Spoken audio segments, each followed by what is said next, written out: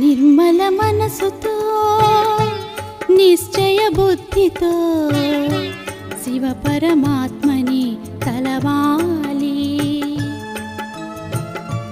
నిర్మల మనసుతో నిశ్చయ బుద్ధితో శివ పరమాత్మని తలవాలి. నిరంతరము ఆ నిరాకారుని విస్మరించక నడవాలి.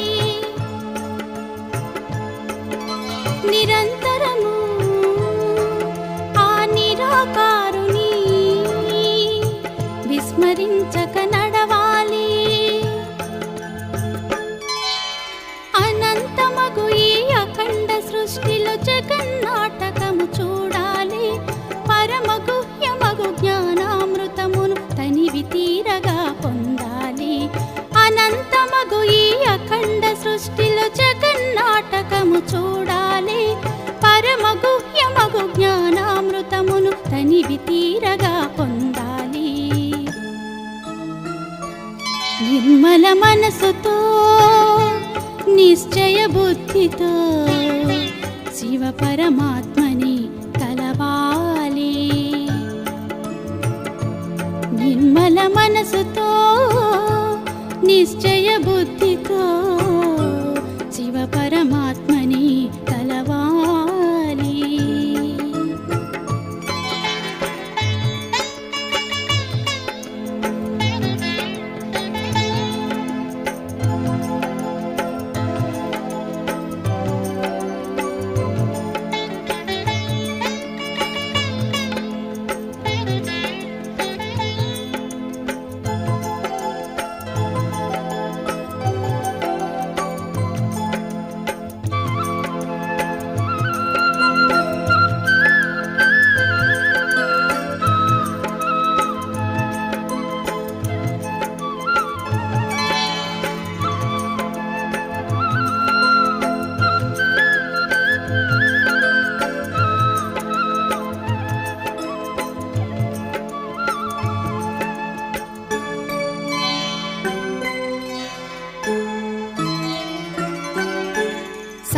రహితమగు సంసారములో నిమిత్తమై నడవాలి. పాప విముక్తికి పరమేశునితో సదా యోగము చేయాలి.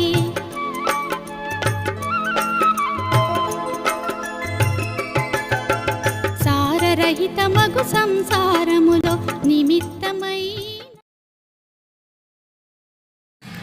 ఓం శాంతి. మురళీ డేట్ 28/11/2025. మధురమైన పిల్లలారా, ఇది బూల్ బుల్లయ్య ఆట, అంటే దారి మర్చిపోయే ఆట, మరిపింప చేసే ఆట. మీరు గడి గడి తండ్రిని మర్చిపోతారు. నిశ్చయ బుద్ధి కలవారిగా అయితే ఈ ఆటలో చిక్కుకోరు. ప్రశ్న: వినాశ సమయాన్ని గమనిస్తూ పిల్లలు మీ కర్తవ్యం ఏమిటి? జవాబు: మీ కర్తవ్యము చదువు బాగా చదువుకోవటం, ఇతర విషయాల జోలికి పోరాదు.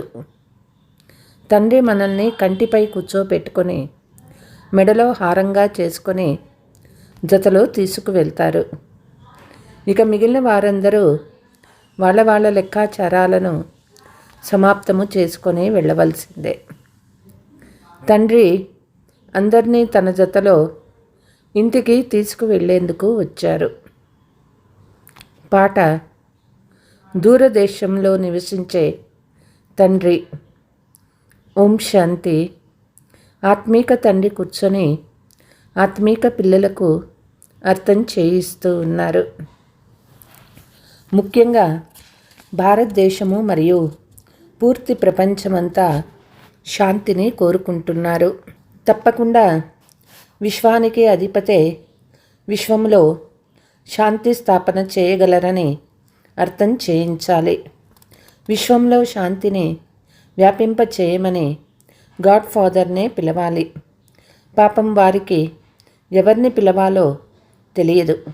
ఎందుకంటే ఇది మొత్తం విశ్వానికి సంబంధించిన విషయం కదా.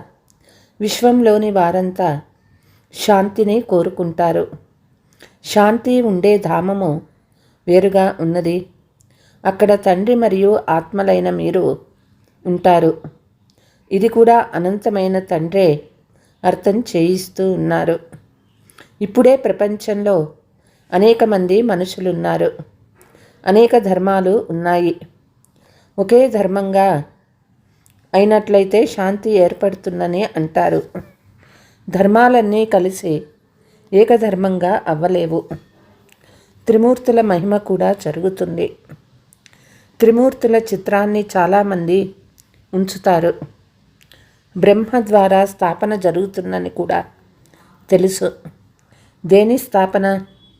కేవలం శాంతి స్థాపన మాత్రమే జరగదు. శాంతి సుఖం కూడా స్థాపించబడుతుంది. భారతదేశంలో 5000 సంవత్సరాల క్రితం వీళ్ళ రాజ్యం ఉండేది. తప్పకుండా జీవాత్మలందరూ జీవాన్ని వదిలి తమ ఇంటికి వెళ్ళి ఉంటారు. ఒకే ధర్మము, ఒకే రాజ్యము, ఒకే భాష కావాలని ఇప్పుడు కోరుతారు. పిల్లలు మీకు తండ్రి సుఖము, శాంతి, సంపద స్థాపన చేస్తున్నారని మీకు తెలుసు.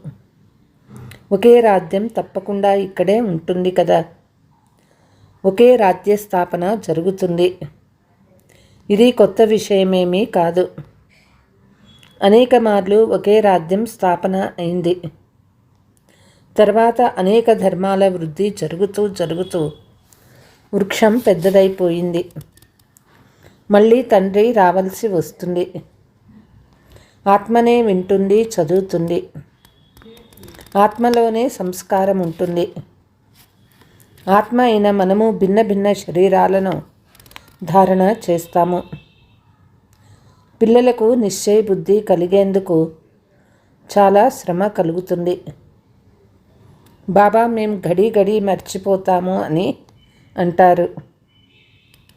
తండ్రి అర్థం చేయిస్తూ ఉన్నారు. ఇది భూల్ భులయ్య ఆట. ఇందులో మీరు చిక్కుకుపోయారు. మేమెలా మా ఇంటికి లేక రాజధానికి వెళ్ళాలో మార్గం తెలియటం లేదు. ఇంతకుముందు మీకు ఏమీ తెలిసేది కాదు. ఆత్మ రాతి బుద్ధిగా అయిపోయింది. రాతి బుద్ధి, పారస్ బుద్ధి అనే గాయనం భారతదేశంలో ఉంది. రాతి బుద్ధి గల రాజులు, పారస్ బుద్ధి గల రాజులు ఇక్కడే ఉన్నారు.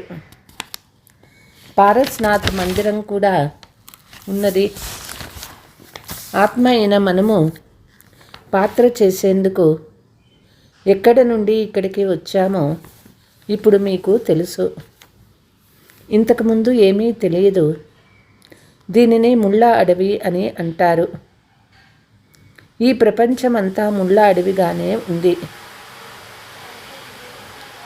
పూల తోటకు నిప్పు అంటుకుంటుందని ఎప్పుడూ విని ఉండరు. ఎల్లప్పుడూ అడవికే నిప్పు అంటుకోవడం జరుగుతుంది. ఇది కూడా అడవే. దీనికి కూడా తప్పకుండా నిప్పంటుకోవనున్నది. ఎండిపోయిన వెదురు అడవికి నిప్పంటుకోనున్నది. ఈ పాత ప్రపంచాన్నంతటినీ ఎండిపోయిన వెదురు అడవి అని అంటారు. పిల్లలు మీరు తండ్రిని గురించి తెలుసుకున్నారు. వారి సన్ముఖంలో కూర్చొని ఉన్నారు. మీతోనే కూర్చుంటాను, మీతోనే తింటాను అని ఏదైతే పాడేవారో అవన్నీ ఇప్పుడు జరుగుతున్నాయి. భగవాను వాచ తప్పకుండా చదువుతారు కదా. భగవాను వాచ పిల్లలను ఉద్దేశించే ఉంటుంది కదా. భగవంతుడు చదివిస్తున్నారని మీకు తెలుసు. భగవంతుడు ఎవరు? నిరాకార శివుణ్ణే భగవంతుడని అంటారు. భగవంతుడైన శివుని పూజ కూడా ఇక్కడ జరుగుతుంది. సత్యయుగంలో పూజలు మొదలైనవి జరగవు. అక్కడ స్మృతి కూడా చెయ్యరు. భక్తులకు సత్యయుగ రాజధాని అనే ఫలం లభిస్తుంది. మనం అందరికంటే ఎక్కువ భక్తి చేశాము. కనుక మనమే మొట్టమొదట తండ్రి వద్దకు వచ్చామని మీరు అర్థం చేసుకున్నారు. మళ్ళీ మనమే రాజధానిలో వస్తాము.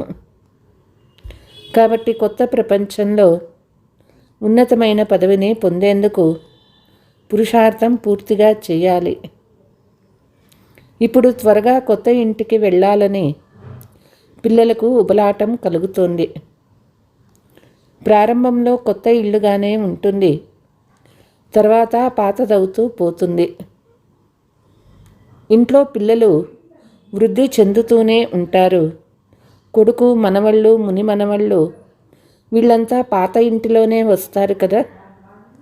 వారు ఈ ఇల్లు మా తాత ముత్తాతలది అని అంటారు. వెనుక వచ్చేవారు కూడా చాలామంది ఉంటారు. ఎంత తీవ్రంగా పురుషార్థం చేస్తారో అంత ముందుగా కొత్త ఇంటికి వస్తారు. పురుషార్థం చేసే యుక్తిని తండ్రి చాలా సహజంగా అర్థం చేయిస్తారు. భక్తిలో కూడా పురుషార్థం చేస్తారు కదా. చాలా భక్తి చేయువారి పేరు ప్రసిద్ధిగాంచుతుంది. కొందరు భక్తులు స్టాంపు కూడా తయారు చేయబడతాయి. జ్ఞానమాల గురించి ఎవరికీ తెలియదు. మొదట జ్ఞానము, తర్వాత భక్తి. ఇది పిల్లలు మీ బుద్ధిలో ఉంటుంది.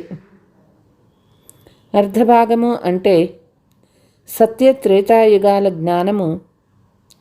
పిల్లలు మీరు జ్ఞానవంతులుగా అవుతూ ఉంటారు. ఎప్పటికైనా టీచర్ పూర్తి జ్ఞానవంతులుగానే ఉంటారు. విద్యార్థులు మార్కులను నెంబర్ వారుగానే పొందుతారు. వీరు అనంతమైన టీచర్, మీరు అనంతమైన విద్యార్థులు. విద్యార్థి నెంబర్ వారుగానే పాస్ అవుతారు. కల్పకృతం ఎలా అయ్యారో అలా 84 జన్మలను మీరే తీసుకున్నారని తండ్రి తెలియజేస్తారు. 84 జన్మలలో 84 మంది టీచర్స్ ఉంటారు. తప్పకుండా పునర్జన్మ తీసుకోవలసి ఉంటుంది. మొదట తప్పకుండా సతో ప్రధాన ప్రపంచం ఉంటుంది. తర్వాత పురాతన తమో ప్రధాన ప్రపంచంగా అవుతుంది. మనుషులు కూడా తమో ప్రధానంగానే ఉంటారు కదా. వృక్షం కూడా మొదట కొత్తదిగా సతో ప్రధానంగా ఉంటుంది. కొత్త ఆకులు చాలా మంచివిగా ఉంటాయి. ఇది అనంతమైన వృక్షము. అనేక ధర్మాలు ఉన్నాయి. ఇప్పుడు మీ బుద్ధి అనంతం వైపు వెళ్తుంది. ఇది ఎంత పెద్ద వృక్షము! మొట్టమొదట ఆది సనాతన దేవీ దేవతా ధర్మం మాత్రమే ఉంటుంది. తర్వాత ఇతర ధర్మాలు వస్తాయి.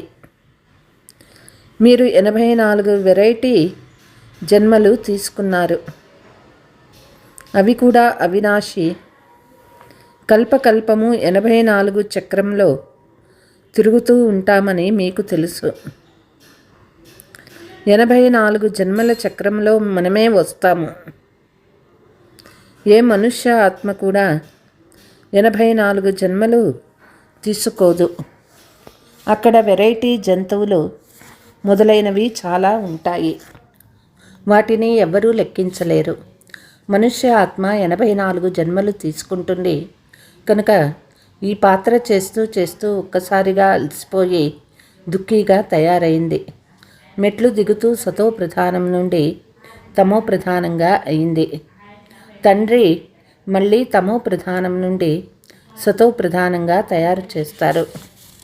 నేను తమో ప్రధాన శరీరంలో తమో ప్రధాన ప్రపంచంలో వచ్చానని తండ్రి అంటూ ఉన్నారు. ఇప్పుడు ప్రపంచమంతా తమో ప్రధానంగా ఉంది. విశ్వమంతటిలో శాంతి ఎలా ఏర్పడుతుంది? మనుషులు అంటారు. విశ్వంలో శాంతి ఏర్పడిందో అర్థం చేసుకోరు. తండ్రి అడుగుతూ ఉన్నారు, మీ ఇంట్లో ఈ చిత్రాలను ఉన్నాయి కదా. వీరి రాజ్యం ఉన్నప్పుడు విశ్వమంతా శాంతి ఉండేది. దానినే స్వర్గమని అనేవారు. కొత్త ప్రపంచంనే హెవెన్ అనని అంటారు. ఇప్పుడు ఈ పాత ప్రపంచం పరివర్తనై రాజధాని స్థాపన అవుతూ ఉన్నది. విశ్వంలో వీరి రాజ్యమే ఉండేది. లక్ష్మీనారాయణ మందిరానికి చాలామంది వెళ్తూ ఉంటారు.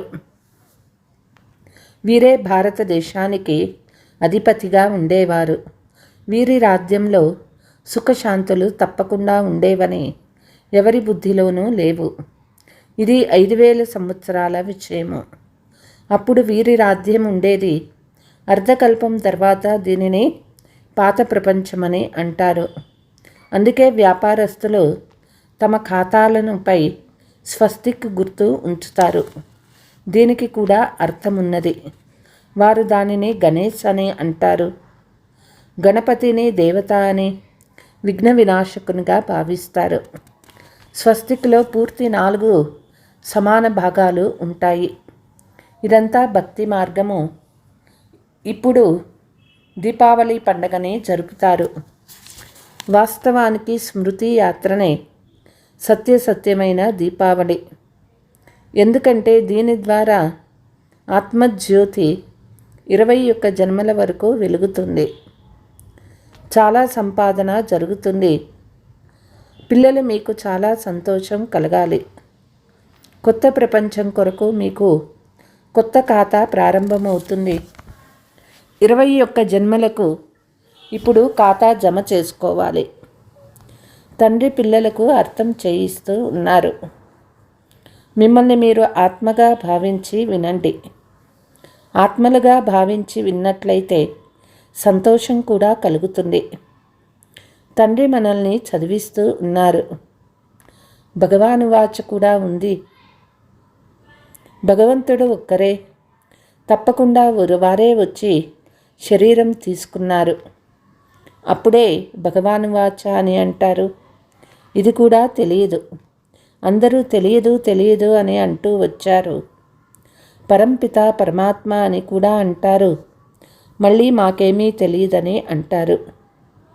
శివబాబా అని కూడా అంటారు. బ్రహ్మ అని కూడా బాబా అని అంటారు. విష్ణువుని ఎప్పుడూ బాబా అనరు. ప్రజాపిత అంటేనే బాబా అనే కదా. మీరు బీకేలు ప్రజాపిత అనే పేరు లేకుంటే ఏమాత్రమూ అర్థం చేసుకోలేరు. ఇంతమంది బీకేస్ ఉన్నారు. తప్పకుండా ప్రజాపితయే అయ్యి ఉంటారు. అందుకే ప్రజాపిత అనే పదము తప్పకుండా వ్రాయండి. ప్రజాపితనే మా తండ్రి అని భావిస్తారు. కొత్త సృష్టి ప్రజాపిత ద్వారానే రచించబడుతుంది. ఆత్మ మనము పరస్పరం సోదరులము.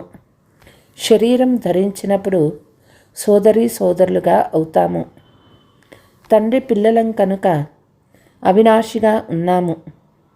తర్వాత సాకారంలో సోదరిగా ఉంటారు.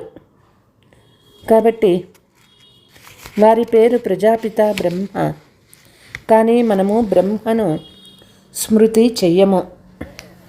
లౌకిక తండ్రిని మరియు పారలౌకిక తండ్రిని మాత్రమే స్మృతి చేస్తారు. ప్రజాపిత బ్రహ్మను ఎవరూ స్మృతి చెయ్యరు. దుఃఖములో తండ్రినే స్మరిస్తారే కానీ బ్రహ్మను చెయ్యరు. ఓ భగవంతుడా అని అంటారు. ఓ బ్రహ్మ అని అనరు.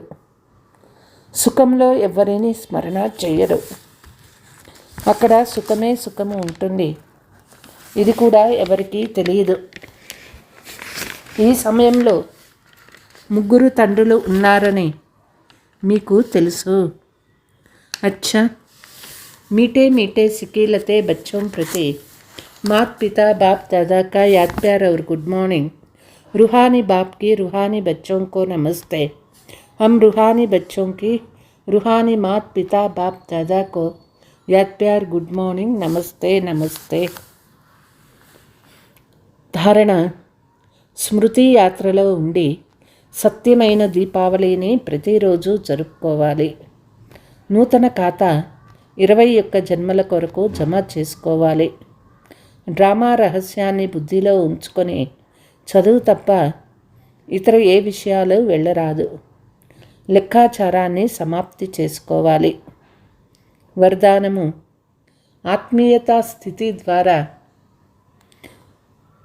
వ్యర్థ విషయాల స్టాకును సమాప్తం చేసే సంతోషపు ఖజానాతో సంపన్న భవ. ఆత్మీయత యొక్క స్థితి ద్వారా వ్యర్థ విషయాల స్టాకును సమాప్తం చేయండి. పరస్పరంలో ఒకరినొకరు అవగుణాలను వర్ణన చేస్తూ రోగక్రిములను వాతావరణంలో వ్యాపింపచేస్తూ ఉంటారు. దీని ద్వారా వాతావరణం శక్తిశాలిగా అవ్వదు.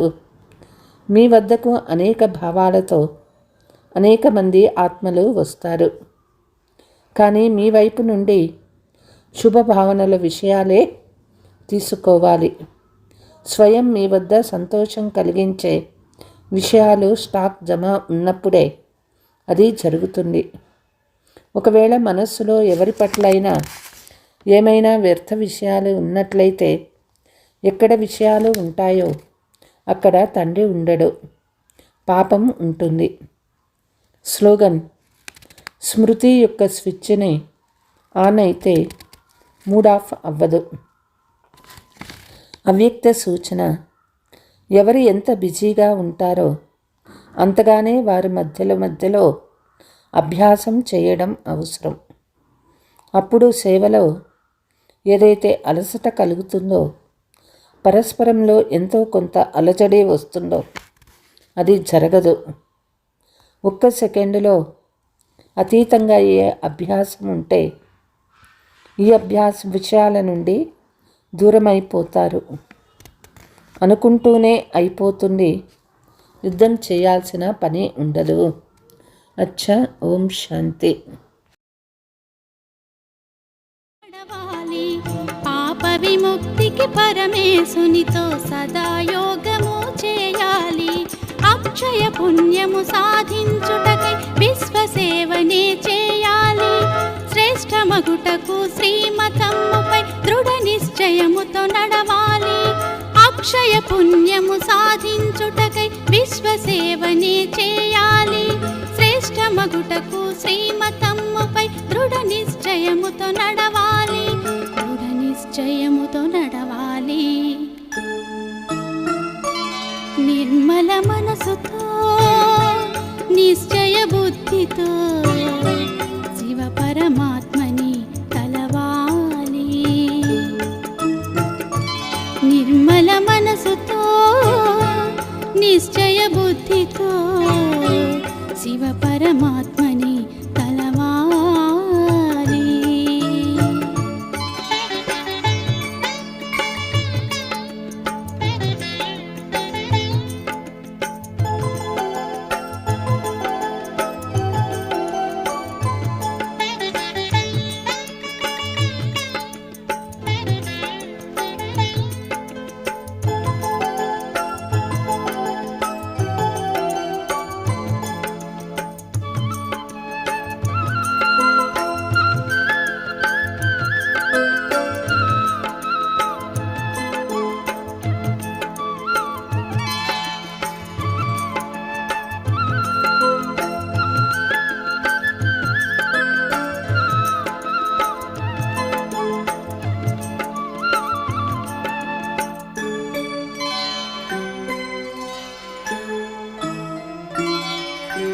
కర్మయోగులుగా సకల కర్మలు అతి కుశలతతో చేయాలి.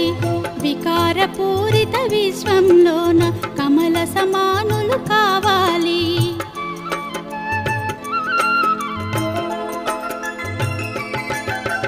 కర్మయోగులుగా సకల కర్మలు అతి కుశలతతో చేయాలి. వికారపూరిత విశ్వంలోన కమల సమానులు కావాలి. కలియుగమందున పావన జీవన పరిమళము వెదజల్లాలి. జ్ఞానయోగముతో శక్తిని చేకొని గగన తలమునకెగరాలి.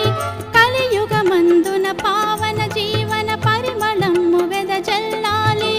జ్ఞానయోగముతో శక్తిని చేకొని గగన తలమునకెగరాలి. గగన తలమునకెగరాలి.